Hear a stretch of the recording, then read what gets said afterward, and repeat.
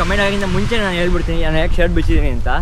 Flight ಬಂತು ನೋಡಿ, ಒಂದು ಓಡ್ತಾ ಇದ್ದೀನಿ. ಟ್ರೈನಲ್ಲಿ ಮಾತ್ರ ನೀವು ಏನೇ ಮಾಡಿ ಚಡ್ಡಿ ಒಂದು ಹಾಕಿದ್ರೆ ಇನ್ನೇನು ಬೇಡ, ರೆಸ್ಪೆಕ್ಟ್ ಜಾಸ್ತಿ ಆಗುತ್ತೆ.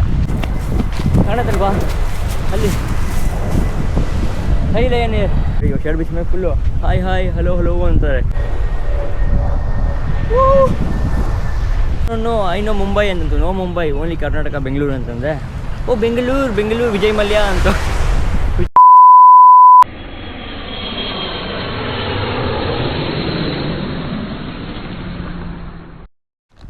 ಸೊ ನಾನಿವಾಗ ಥೈಲ್ಯಾಂಡ್ನ ಫೇಮಸ್ ಮಾಯ್ ಖಾವ್ ಬೀಚ್ ಅಂತ ಇದ್ದೀನಿ. ಸೊ ಇದು ಪುಕೆಟಲ್ಲಿ ಇರೋದು ಒಂದು ಬೀಚು.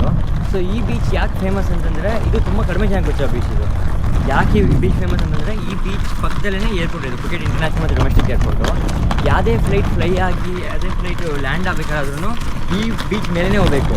ನೀವು ಪುಕೆಟ್ಗೆ ಬಂದಿದ್ದೆ ಇಳ್ಕೋಬೇಕಾದ್ರೆ ನೀವು ಫ್ಲೈಟ್ ಲ್ಯಾಂಡ್ ಆಗಬೇಕು ನೋಡ್ತೀರ ಒಂದು ಬೀಚ್, ಅದೇ ಬೀಚ್ ಇದು. ನನ್ನ ರೈಟ್ ಸೈಡಲ್ಲಿದೆ ಕಾಣ್ಬೋದು. ಸೊ ಈ ಬೀಚ್ ನಿಂತ್ಕೊಂಡಾಗ ನಿಮಗೆ ನಿಮ್ಮ ತಲೆ ಮೇಲೇ ಏರೋಪ್ಲೇನ್ ಹೋಗುತ್ತಂತೆ. ಸೊ ಅದಾಗಿ ಒಂದು ಲೈಕ್ ನೋಡೋಣ ಅಂತ, ಬಿಕಾಸ್ ಆಸೆ ಬಂದಿದ್ದೆ ಬಟ್ ಇದು ಸಿಕ್ಕಿರಲಿಲ್ಲ. ಈ ಬೀಚ್ ಹೋಗಬೇಕು ಅಂತ ಪ್ಲ್ಯಾನ್ ಆಗಲಿಲ್ಲ. ಅದಕ್ಕೋಸ್ಕರ ಇವತ್ತು ನನ್ನ ಕೈಯಲ್ಲಿ ಲಗೇಜ್ ಬರಿದೆ, ಲಗೇಜ್ನ ಹೋಗ್ತಾ ಇದ್ದೀನಿ. ಇವಾಗ ಎಷ್ಟು ಕೂಲ್ ಇದೆ ಗೈಸ್ ನೋಡಿ, ಫುಲ್ಲು ಅಂತ ನೆರಳಲ್ಲಿ, ಅಕ್ಕಪಕ್ಕ ಜನ ಇಲ್ಲ, ಗಲಾಟೆ ಇಲ್ಲ. ಎಲ್ಲೋ ಕೆಲವೊಂದು ಫಾರಿನರ್ಸ್ ಬಿಟ್ಕೊಂಡಿದ್ದಾರೆ ಬೀಚ್ ಹತ್ರ. ಬಟ್ ಆ ಪ್ಲೇಸ್ ಎಲ್ಲಿ ತಲೆ ಮೇಲೆ ಏರೋಪ್ಲೇನ್ ಹೋಗುತ್ತೆ ಅದನ್ನು ನೋಡ್ಬೇಕು ನಾನು. ಅದು ಎಲ್ಲಿದೆ ನಂಗೆ ಗೊತ್ತಿಲ್ಲ. ಸೊ ನಾನು ಹೋಗ್ತಾ ಇದ್ದೀನಿ, ಸಿಗೋ ತನಕ ಹೋಗೋದು ತಪ್ಪು ಹೋಗ್ಬೇಕು. ಬಿಕಾಸ್ ನೀವು ನೋಡಿರ್ತೀರ ಡಾಗ್ ಫೌಂಡೇಶನ್ಗೆ ಹೋಗಿದ್ದೆ, ಅಲ್ಲೂ ನನ್ನ ಕೈಗೂ ಅಡ್ಜಸ್ಟ್ ಆಗಲಿಲ್ಲ. ಅದಕ್ಕೋಸ್ಕರ ಅಟ್ಲೀಸ್ಟ್ ಇದಾರ ಆಗಬಿಡಲಿ ಅಂತ ಅಂದ್ಕೊಂಡು ಹೋಗ್ತಾ ಇದ್ದೀನಿ. ಸೊ ನೋಡೋಣ ಬನ್ನಿ, ಹೋಗ್ಬೇಕಾದ ನಾವು ವ್ಯೂ ಪಾಯಿಂಟ್ಗೆ. ಸೊ ನೋಡಿ ಎಷ್ಟು ಹತ್ತದಲ್ಲಿ ಹೋಗ್ತೇನೆ ಅಂತಂದರೆ ಸೀರಿಯಸ್ ಇದೆ, ನೀರೆಲ್ಲ ಹಂಗೆ ಅಲ್ಲಾಡ್ತದೆ. ವಾವ್, ಅಲ್ಲಿ ಹೋಗೋಣ ಬನ್ನಿ ಇವಾಗ. 2000 years later. ಇವಾಗಲೇ ನೀವು ಕಮೆಂಟ್ ಆಗಿಂದ ಮುಂಚೆ ನಾನು ಹೇಳ್ಬಿಡ್ತೀನಿ ನಾನು ಯಾಕೆ ಶರ್ಟ್ ಬಿಚ್ಚಿದ್ದೀನಿ ಅಂತ. ಈ ಬೀಚ್ ಬಂದುಬಿಟ್ಟು 99.9% ಬರೀ ಫಾರಿನರ್ಸ್ ಹೇಳ್ತಾರೆ. ನಾನು ಹೇಳಿದೆ ನಿಮಗೆ ಇದೊಂಥರ ಹಿಡನ್ ಬೀಚ್ ಥರ. ಇಂಡಿಯನ್ಸ್ ಬಂದರೂ ತುಂಬ ಕಡಿಮೆ. ಅದಕ್ಕೋಸ್ಕರ ಇಂಡಿಯನ್ಸ್ ಬರಲ್ಲ. ಫಾರಿನರ್ಸ್ ಬಂದರು ಅಂತಂದರೆ ಅವರು ಲೈಕ್ ಕಾನ್ಸೆಪ್ಟೇ ಟ್ಯಾನ್ ಆಗಿ ಬರೋದು ಬೀಚಿಗೆ, ಇಂಡಿಯಾಗೆ ಅಥವಾ ಏಷ್ಯಾಗೆ ಬರೋದು ಟ್ಯಾನ್ ಆಗೋಕ್ಕೋಸ್ಕರ, ವಿಟಮಿನ್ ಡಿಗೋಸ್ಕರ. ಅದಕ್ಕೋಸ್ಕರ ನಾನು ಫಾರಿನರ್ ಥರ ಕಾಣಿಸ್ಲಿ ಅಂತಲೇ ಶರ್ಟ್ ಬಿಚ್ಚಿನಿ ಹೊರತು ಇನ್ನು ಯಾವುದೇ ಕಾರಣಕ್ಕೂ ಅಲ್ಲ. ಸೊ ಇವಾಗ ಶರ್ಟ್ ಬಿಚ್ಚಾಗ ಮುಂಚೆ ಮುಖ ಒಂಥರ ಮಕ್ಕ ನೋಡಿದ್ರೆ, ಇವಾಗ ಶರ್ಟ್ ಬಿಚ್ಚ ಮೇಲೆ full hi hi hello hello ಅಂತಾರೆ. ಅದು ಯಾಕೆ ಅಂತ ಅರ್ಥ ಆಗ್ತಿಲ್ಲ. ಬಟ್ ಇಲ್ಲಿರೋ ಕಾನ್ಸೆಪ್ಟೇ ಅದು, ಶರ್ಟ್ ಬಿಚ್ಕೋ ರೆಸ್ಪೆಕ್ಟ್ ತಗೋ ಅಷ್ಟೇ. ಥೈಲ್ಯಾಂಡಲ್ಲಿ ಮಾತ್ರ ನೀವು ಏನೇ ಮಾಡಿ ಚಡ್ಡಿ ಒಂದು ಹಾಕಿದ್ರೆ ಇನ್ನೇನು ಬೇಡ, ರೆಸ್ಪೆಕ್ಟ್ ಜಾಸ್ತಿ ಆಗುತ್ತೆ. ನೀವು ಎಷ್ಟು ಶರ್ಟ್ ಬಿಚ್ತೀರ ಅಷ್ಟು ರೆಸ್ಪೆಕ್ಟ್ ಜಾಸ್ತಿ ಆಗುತ್ತೆ. ಇದು ಯಾವುದೇ ರೀತಿ ಡಿಸ್ಕ್ಲೇಮರ್ ಆಗಲಿ ಏನೂ ಅಲ್ಲ, ಬಟ್ ರಿಯಲ್ ಫ್ಯಾಕ್ಟ್ ಹೇಳ್ತೀನಿ. ಅವಾಗ ವೀಡಿಯೋದಲ್ಲಿ ನನ್ನ ಪಕ್ಕ ನೋಡಿ ಬಂದು ಅಜ್ಜಿ ಇತ್ತು, ಅಲ್ಲಿ ಹೋಗಿ ನೋಡಿ ಅಜ್ಜಿ. ಅಪ್ಪ ಅಜ್ಜಿ ಇರೋದಕ್ಕೂ ಆ ಸ್ವಿಮ್ಮಿಂಗ್ ಮಾಡೋದಕ್ಕೂ ಸುನಾಮಿ ಪಕ್ಕ ಆಗುತ್ತೆ ಸೀರಿಯಸ್ ಆಗಿ.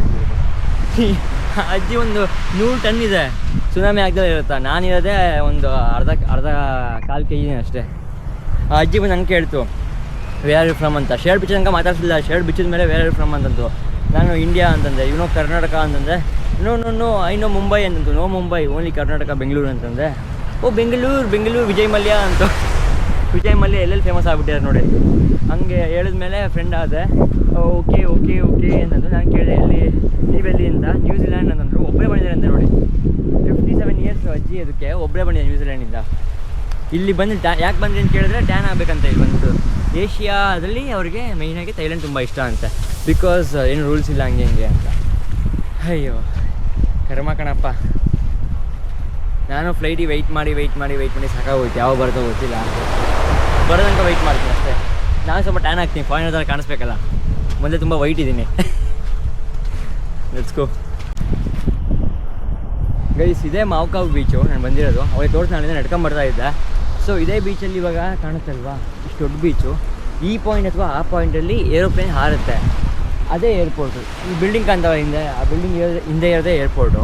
ಸೊ ಅಲ್ಲಿ ಹಾರೋಪ್ಲೇನಲ್ಲಿ ನಮ್ಮ ತಲೆ ಮೇಲೆ ಹಾರ್ತವೆ. ಒಳ್ಳೆ ವೀಡಿಯೋ ಮಾಡೋಣ, ಸಿಕ್ಸ್ಬಿಟ್ಟು ಮಾಡೋಣ ಬನ್ನಿ. ಇವಾಗ ಪ್ಲೇಸ್ ಮಾತ್ರ ತುಂಬ ಚೆನ್ನಾಗಿದೆ, ಬೀಚ್ ಮಾತ್ರ ತುಂಬ ಕ್ಲೀನಾಗಿದೆ. ನೀವು ನೋಡ್ಬೋದು ತುಂಬ ಕ್ಲಿಯರಾಗಿ ಮೇಂಟೈನ್ ಮಾಡಿದ್ದಾರೆ. ನಮ್ಮ ಇದೇನಂತೀವಿ ಕಸ ಕಡ್ಡಿ ಆಮೇಲೆ ಪ್ಲಾಸ್ಟಿಕ್ ಏನೂ ಹಾಕಿಲ್ಲ. ಈ ಥರ ಮೇಂಟೈನ್ ಮಾಡೋದು ತುಂಬ ಕೆಲವೊಂದು ಬೀಚ್ ಮಾತ್ರ. ಬಟ್ ಥೈಲ್ಯಾಂಡಲ್ಲಿ ತುಂಬ ಸ್ಟ್ರಿಕ್ಟ್ ರೂಲ್ಸ್ ಇದೆ, ಅದಕ್ಕೋಸ್ಕರ ಒಳ್ಳೆ ಮೇಂಟೆನೆನ್ಸ್ ಇದೆ. ಈ ರೆಸಾರ್ಟ್ ಎಲ್ಲ ವಿಚಾರಿಸಿನಪ್ಪ ನಾನು ಎಷ್ಟಾಗುತ್ತೆ ಅಂತ. ಸಿಕ್ಕಾಪಟ್ಟೆ ಕಾಸ್ಟ್ಲಿ ಹೇಳ್ತಿದ್ದಾರೆ. ಅವ್ರು ಅನ್ಕೊಂಬಿಟ್ಟು ಏನೋ ಲಗೇಜ್ ತಗೊಂಬರೋದು ನೋಡ್ಬಿಟ್ಟು ಇವ್ನು ಇಲ್ಲೇ ಏನೋ ರೂಮ್ ಏನೋ ಮಾಡಿದ್ದಾನೆ ಅಂತ. ಬಟ್ ಅಲ್ಲ, ನಾನು ಇವಾಗ ಏರ್ಪೋರ್ಟ್ಗೆ ಹೋಗಬೇಕು. ಸೊ ಅಕ್ಕಪಕ್ಕಗಳನ್ನ ಪಿಳಿ ನೋಡ್ತಾವ್ರೆ, ಯಾಕಂದರೆ ಅವ್ರು ನನ್ನ ಭಾಷೆ ಅವ್ರಿಗೆ ಅರ್ಥ ಆಗಲ್ಲ, ಮಾತಾಡೋದು ಕನ್ನಡ ಗೊತ್ತಿಲ್ಲ, ಅದಕ್ಕೋಸ್ಕರ ನೋಡೋಣ ಹೆಂಗೆ ಇವಾಗ ಏರ್ಪ್ಲೇನ್ ಯಾವಾಗ ಹೋಗುತ್ತೆ ಟೈಮಿಂಗ್ಸು ಗೊತ್ತಿಲ್ಲ. ಫ್ಲೈಟ್ ರೇಡರ್ ಅಂತ ಆ್ಯಪ್ ಇದೆ, ಅದರಲ್ಲಿ ಚೆಕ್ ಮಾಡ್ಬೋದು, ಬಟ್ ಅಷ್ಟೆಲ್ಲ ನನಗೆ ಪುರ್ಸೋತಿಲ್ಲ, ಇವಾಗ ಟೈಮ್ ಇಲ್ಲ. ಸೊ ವೆಯ್ಟ್ ಮಾಡಿಬಿಟ್ಟು ನೋಡೋಣ. ಅಲ್ಲಿ ಹಿಂದೆ ಬ್ಯಾಗ್ ಇಟ್ಟಿದ್ದೀನಿ ಕಾಣುತ್ತಲ್ವಾ ಅಲ್ಲಿ, ಆಮೇಲೆ ನೋಡೋಣ ಅವಾಗ ಅಂತ ಏನಂತ. ಗೈಸ್ ಹೇಳ್ತಾ ಹಂಗೇನೆ ವೆಯ್ಟ್ ಮಾಡಿ 10 ನಿಮಿಷಕ್ಕೆ ಆಯಿತು. ಫ್ಲೈಟ್ ಬಂತು ನೋಡಿ, ಇಲ್ಲಿ ಒಂದು ಓಡ್ತಾ ಇದ್ದೀನಿ, ತೋರಿಸೋಣ ಅಂತ ಹೆಂಗೆ ಕಾಣುತ್ತೆ ಅಂತಿನಿಂದ. ಅಲ್ಲಿಗೆ ಹೋಗಬೇಕು ಆ ಪಾಯಿಂಟಿಗೆ, ಬಟ್ ಅಲ್ಲಿಗೆ ಹೋಗೋಕ್ಕಾಗಲ್ಲ, ಇಲ್ಲಿಂದ ತೋರಿಸ್ತೀನಿ ನೋಡಿ ಎಷ್ಟು ಹತ್ತಿರದಿಂದ ಹೋಗ್ತದೆ ಅಂತ ಕಾಣುತ್ತಲ್ವಾ. ಅಲ್ಲಿ ಥೈಲ್ಯಾಂಡ್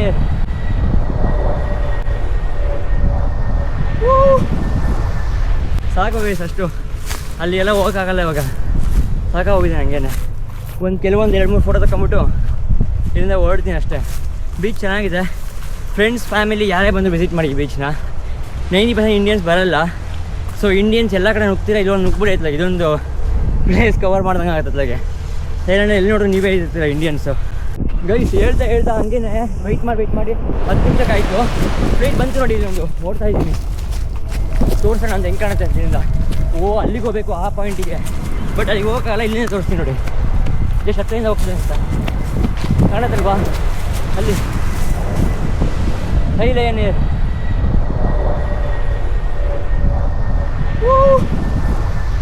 ಸಾಕು ಗೈಸ್, ಅಷ್ಟು ಅಲ್ಲಿ ಎಲ್ಲ ಹೋಗೋಕ್ಕಾಗಲ್ಲ ಇವಾಗ, ಸಾಕಾಗೋಗಿದೆ ಹಂಗೇನೆ. ಕೆಲವೊಂದು 2-3 ಫೋಟೋ ತಗೊಂಬಿಟ್ಟು ಇಲ್ಲಿಂದ ಹೊರಡ್ತೀನಿ ಅಷ್ಟೇ. ಬೀಚ್ ಚೆನ್ನಾಗಿದೆ, ಫ್ರೆಂಡ್ಸ್ ಫ್ಯಾಮಿಲಿ ಯಾರೇ ಬಂದು ವಿಸಿಟ್ ಮಾಡಿ ಈ ಬೀಚ್ನ.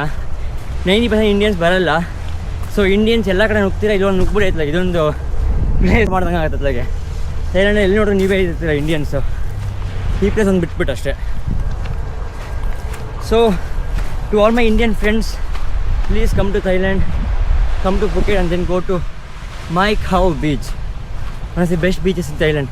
ತುಂಬ ಕ್ಲೀನಾಗಿದೆ, ಪ್ಲಸ್ ನಿಮಗೆ ಸೌತ್ ಗೋವಾದಲ್ಲಿ ಇದೆಯಲ್ಲ ಆ ಥರ ವೈಬ್ ಸಿಗುತ್ತೆ ನಿಮಗೆ.